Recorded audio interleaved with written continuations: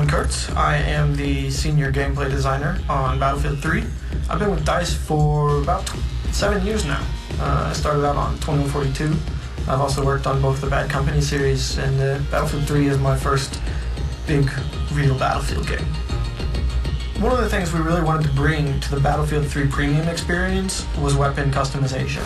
We looked at what was missing from our weapon customization and we said, we want camouflage. We want weapon camos that our premium players can use on the battlefield, show off, show that they're dedicated Battlefield players. So we have brought the F2000, the Peschneg, the L96 sniper rifle, and the Scar H carbine, and we have brought you some weapon camos that you can unlock through assignments. We think it'll let premium users really stand out on the battlefield. In close quarters, you're getting 10 new guns. 6 of those are really focused on the close quarters experience, and 4 of them are weapons that each kid can take back to the greater battlefield and have a new experience with. So for our assault guy, we brought the AUG A3. It's an Austrian bullpup assault rifle. So you got the clip behind the trigger, which is going to give you a better maneuverability in close quarters. You're going to have better fire from the hip, and you're going to be able to navigate with that weapon and bring it onto target faster than you would with, say, the M416.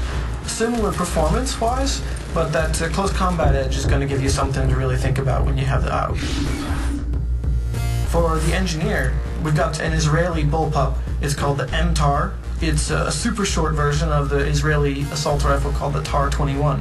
Super high rate of fire, a higher rate of fire than the engineer has seen before. Not super accurate because it's so short. Kind of like a FAMAS for the engineer. I know that guys have been looking for that super high rate of fire volume output gun, and I think we've really brought that with the MTAR. The high-tech weapons come to the support kit this time, with the new LSAT is part of the Army's lightweight weapon technology. And this is a belt-fed machine gun, but it has a special new linking system and a different bullet that makes the weapon much lighter than most belt-fed machine guns. So it doesn't have a super top rate of fire, but it has a really good mobility, and it's kind of a nice blend between an M27 and an M249. Something that sits in the middle that you can use in close quarters, but you can put a bipod on it and hit some long range if you need to, and something that I think really fits in between those two. And I think support players will find that gives them an edge in these close quarters in combat. For recon, we went out and we found the M417. And this is a semi-automatic designated marksman rifle. The 20-round magazine, which is a bigger magazine that's been available, with also the big hard-hitting round from the Mark 11 with the 7.62 NATO round. So you're going to get the power of the 7.62 NATO in a shorter, more controllable package and a bit more mobility. It doesn't have the accuracy that the other semi-auto sniper rifles does, but it's definitely going to give you an option beyond just the SKS in a close quarters environment for playing recon, for being that team player with your beacon and with your tugs, and giving your players the intel and still being able to compete on a close combat level. When we look at weapons, we've got the ones that are class specific. We also always have some all-kit weapons, our PDWs, our shotguns. And we looked at our personal defense weapons and we realized we didn't have something that was hard-hitting up close with a good rate of fire. So we looked at the M5K. It doesn't have a very big clip, but it fires a powerful 9mm round. It's kind of a spray gun, not super accurate, but great mobility, super short. It's got the foregrip on the front for some great controllability, and basically just lets a player get in close, hit hard, no range at all, but basically lets anybody kind of be that ultimate close quarters specialist with this gun. Then we looked at the flip side, which is the shotguns. We wanted to bring back a pump shotgun that people could say, this is a combat pump shotgun.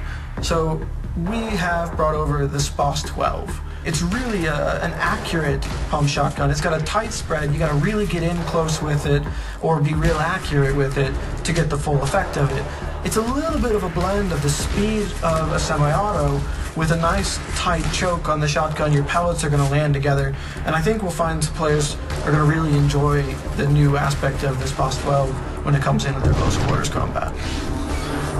The other 4 weapons, we looked at roles and places outside of the close quarters pack, because you can take all 10 weapons from close quarters into any map.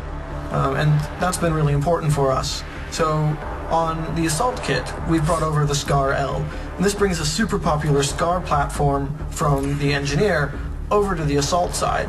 It's a relatively low rate of fire, and it fires the same round as a M16, but it's much more controllable. It's really good at hitting mid and long range. It's got good accuracy, it's a nice balanced gun, and I think players who generally gravitate towards an L85 or an AK will find that this gun might be a little bit more their style and in the mid-range combat. For the engineer, we've got the ACWR, which is an American assault rifle. It's pretty popular today with the Special Forces, and we've done it up differently here. We're bringing the 6.5mm round, and this is a Special Forces round specifically developed for short-barreled rifles, for getting out there and giving a bit more impact at range than the 5.56 round typically does. So your ACWR isn't going to be quite as good up close as most carbines, but it's going to give you a bit more range, and it's going to give you a bit more controllability than the SCAR H, which is our long-range carbine today. So I think it'll fit into a niche where some players have been complaining that they don't quite have what it takes at distance with a carbine, while giving them a trade-off that still makes it a balanced gun.